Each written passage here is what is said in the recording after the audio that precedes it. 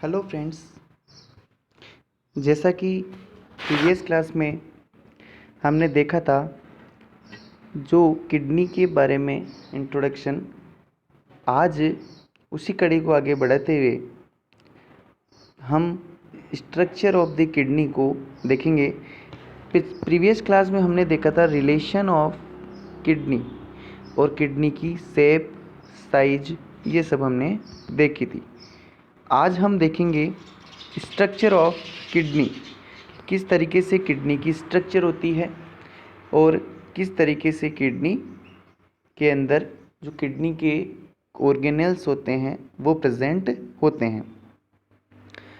तो आज हम देखते हैं किडनी, जो कि हमने देखा था कि ये बीन शेप्ड के अंदर होती है, या यूँ कहें अपन कि ये बंद मुट्ठी के आकार में भी, मतलब एक तरीके से अपन कह सकते हैं। वैसे होती बीन शेप्ड। बीन शेप्ड का मतलब होता है सेम का बीज। सेम का बीज आप लोगों ने देखा है, सेम के बीज की आकार को बोलते हैं बीन शेप्ड। इस तरीके से ये किडनी अपने होती है। अब ये जो किडनी होती है उससे इस तरीके से यूरेटर बाहर निकलते हैं और इस तरीके से किडनी के अंदर जो है ब्लड वेजल्स एंटर होती है। ठीक है। अब किडनी के अंदर की अगर हम स्ट्रक्चर की बात करें तो हमने पहले देखा था कि किडनी के अंदर जो कुछ ऑर्गेनेल्स होते हैं जो कि उसकी एक लेयर्स फॉर्म करते हैं, क्योंकि कोई भी ऑर्गन होगा उसके अंदर उसकी लेयर होगी। तो वैसे ही किडनी के अंदर भी है। किडनी के अंदर क्या है कि इस तरीके से फ्रेंड्स स्ट्रक्चर होती है और इस तरीके से जो आउटर लेयर होती है, 3 लेयर या 2 लेयर सॉरी यहाँ पे मेनली होती है। जो आउटर लेयर है वो होती है, उसको अपन बोलते हैं इस तरीके से, जो लेयर होती है उसको बोलते हैं अपन कॉर्टेक्स। पहले भी हमने देखा था। जो इनर लेयर होती है उसको बोलते हैं, ये जो इनर लेयर है जिसके अंदर की इस तरीके से स्ट्रक्चर फॉर्म होती है, ये किडनी के अंदर होता है। अब जो ये इनर लेयर है उसको बोलते हैं अपन मेडुला। ठीक है। और इन दोनों के बीच में जो है स्पेस है उसको बोलते हैं अपन साइनसेस। इस तरीके से किडनी अपने होती है फ्रेंड्स। ठीक है। अब यहाँ हम देखते हैं कि ये देखिए जो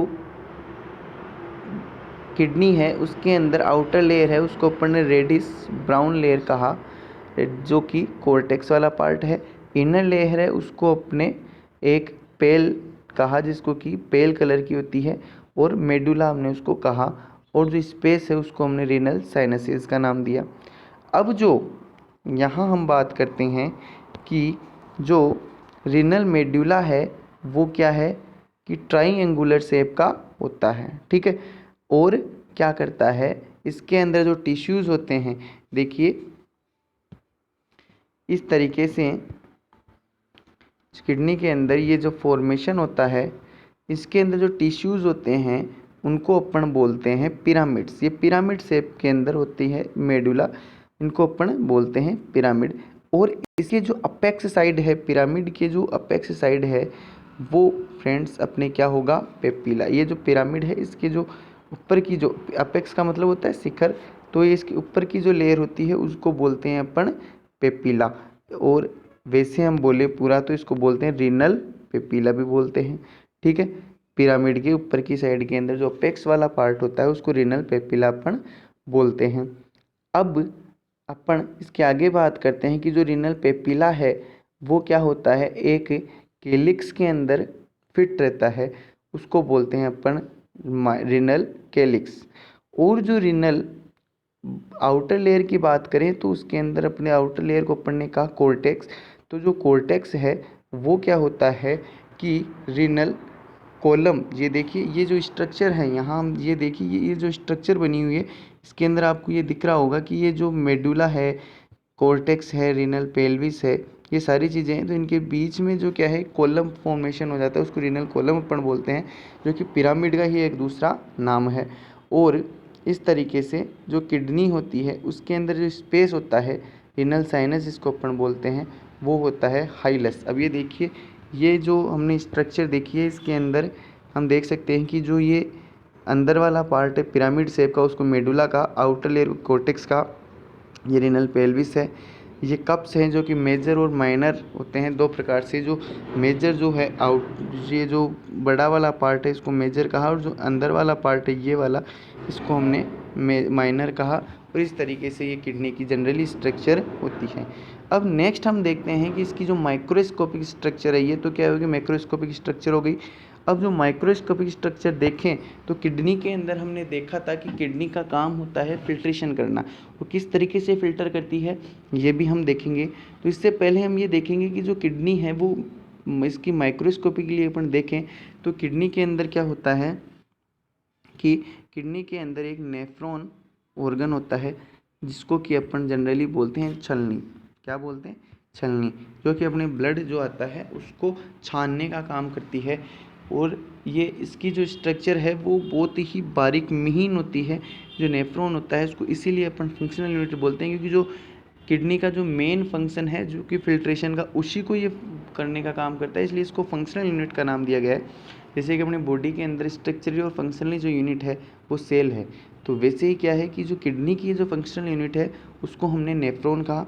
अब जो नेफ्रॉन है वो क्या है कि छानने का काम करता है, और इसकी एक स्ट्रक्चर होती है जो कि हम देखने जा रहे हैं। अब हम बात करें कि जो इसकी माइक्रोस्कोपिक स्ट्रक्चर है उसको नेफ्रॉन हमने कहा, जो कि कितनी होती है कि इसके अंदर मोस्ट ऑफ अप्रोक्स 10 मिलियन हम बात करें नेफ्रॉन्स प्रेजेंट होते हैं। अब हम इसकी आगे बात करते हैं तो इसको क्या कहते हैं अपन, इसके अंदर देखिए जनरली मैं बात करूं कि 3 प्रकार से ये फॉर्म्ड होता है, और इसके 2 पार्ट होते हैं। जो अपन बात करें जो किडनी है उसके अंदर जो फिल्ट्रेशन की जो प्रोसेस होगी उसकी अगर अपन बात करें तो किडनी के अंदर क्या होता है कि एक तो अगर नेफ्रॉन है किडनी जो कि मेन फंक्शनल यूनिट का काम करता है, और इसके अंदर कुछ कलेक्टिंग ट्यूबल्स भी होती है जो कि अपने कलेक्ट करती है, जो कि रीअब्जॉर्प्शन के अंदर जो अपने मटेरियल होता है उसको कलेक्ट करने का काम करती है। अब जो बात करें हम कि जो नेफ्रॉन है, nephron is a functional unit of the kidney, ये हम देख रहे हैं। अब फंक्शनल यूनिट है तो किस तरीके से फंक्शन करती है, इसके अंदर क्या है कि जो रीनल कैप्सूल होता है उसको मेलपीजियन कैप्सूल भी अपन बोलते हैं, ठीक है। और रीनल ट्यूबल्स होती हैं जो कि आगे अपन पढ़ेंगे किस तरीके से ट्यूबल्स होती है।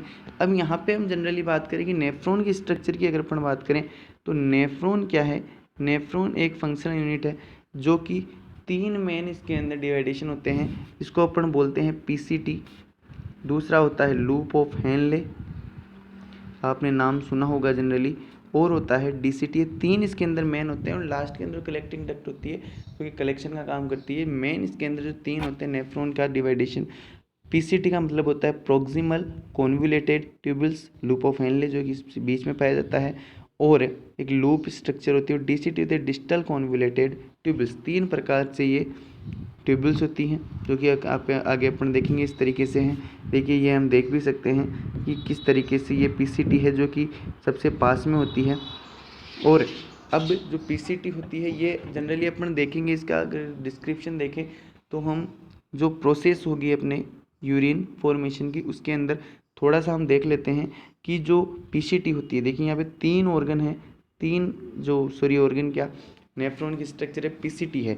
पीसीटी है प्रोक्सिमल, वर्ड का मतलब होता है पास में, समीपस्थ जिसको अपन बोलते हैं। अब जो सबसे पास में जो होगा वो क्या होगा यहाँ पे कि जैसे कि मान लो यहाँ पे 2 आर्टरियल्स होते हैं, एफरेंट और एफरेंट आर्टरियल, जो कि आगे अपन देखेंगे किस तरीके से ब्लड आता है और किस तरीके से फिल्टर होता है, किस तरीके से रिएब्जॉर्ब होता है और किस तरीके से सीक्रेट होता है। अब पीसीटी है प्रोक्सिमल है, सबसे पास में है, तो यहाँ पे क्या होगा कि बोमेन कैप्सूल होगा, इसको हम कहते हैं बोमेन संपुट, जो कि एक कप शेप के अंदर होता है जिसके अंदर की एफरेंट और इफरेंट आर्टरियोल्स होते हैं, जो कि एक तो करता है लाने का काम और एक करता है ले जाने का काम, ठीक है। तो एफरेंट आर्टरियोल से जनरली क्या होता है, प्योर ब्लड आता है, इम्प्योर ब्लड आता है फिल्ट्रेशन होने के लिए, और फिर आगे वो पीसीटी के थ्रू जाता है, और यहीं पे क्या होता है अपने रीअब्जॉर्प्शन की प्रोसेस भी जनरली स्टार्ट हो जाती है। और क्या होता है कि ये आगे जाता है लूप ऑफ हेनले से होता हुआ, और आगे क्या होता है कि ये ग्लोमेरुलस इसके अंदर होते हैं, उनसे उनके थ्रू ये जाता हुआ DCT में जाता है और इस तरीके से कलेक्टिंग डक्ट के थ्रू ये प्रोसेस होती है, जो कि आगे अपन देखेंगे। अब हम इनको देखते हैं जनरली कि ये क्या क्या इसके अंदर हमने जो भी नाम अभी देखे वो होते हैं। रेनल ट्यूबल्स है, ग्लोमेरुलस है, वो हम देखेंगे। सबसे पहले हम रेनल कैप्सूल की बात करें तो रेनल कैप्सूल का मतलब होता है कि renal capsule is a rounded structure. Capsule है तो राउंडेड स्ट्रक्चर के अंदर होगा। ग्लोमेरुलस की अगर हम बात करें तो ये राउंडेड टफ्ट होता है जो कि एनास्टोमिक कैपिलरीज का बना हुआ रहता है। जो कैपिलरीज होती है उसके अंदर, ग्लोमेरुलस के अंदर, उसको अपन बोलते हैं एनास्टोमेसी। ठीक है। अब ब्लड एंटर होगा तो क्या होगा, यहाँ पे हमने अभी बात की एफरेंट और दो एफरेंट आर्टरीज। एफरेंट आर्टरीज हमने कहा वो आया, और अब इसके जो लीव करेगा, लीव मतलब छोड़ना जा रहा है, तो वो क्या होगा, इफरेंट। दो वर्ड हैं यहाँ पे फ्रेंड्स कि एक यहाँ पे दो वर्ड हैं, एफरेंट और इफरेंट। तो अब समझने की दृष्टि से हम देख सकते हैं कि ए पहले आ रहा है तो ये, और ई बाद में आ रहा है। समझाने की दृष्टि से बता रहा हूँ कि ए का मतलब आना, ई का मतलब एग्जिट। ठीक है, तो ई का मतलब एग्जिट, ए का मतलब आना, मतलब क्या हुआ, एफरेंट आ रहा है, ई लीव हो रहा है, एग्जिट हो रहा है। ये हम समझने की दृष्टि से देख सकते हैं। तो ग्लोमेरुलस के अंदर दो आर्टरियल चैनल होते हैं, afferent arterial and efferent arterial. Afferent से आ रहा है, इफरेंट से जा रहा है। ठीक है, अब इसकी आगे हम बात करते हैं ग्लोमेरुलस कैप्सूल की, जिसको कि अपन बोमेन कैप्सूल भी जनरली बोलते हैं। ठीक है, और ये दो लेयर से बना हुआ रहता है, इनर और आउटर, जिसको कि फिस्रल और पार्शियल लेयर, पेराइटल लेयर भी अपन बोलते हैं। ठीक है, अब नेक्स्ट हम बात करते हैं इसकी रेनल ट्यूबल्स की, क्योंकि हमने देखा PCT है, DCT है और क्या है, लूप ऑफ हेनले है। अब यहाँ तक हम देखेंगे। अब नेक्स्ट क्लास के अंदर फ्रेंड्स हम देखेंगे कि किस तरीके से ये जो ट्यूबल्स होती है, किस तरीके से ये जो कन्वोल्यूटेड ट्यूबल्स है वो फंक्शन करेगी, किस तरीके से आगे ये फंक्शन होगा, वो हम नेक्स्ट क्लास के अंदर देखेंगे।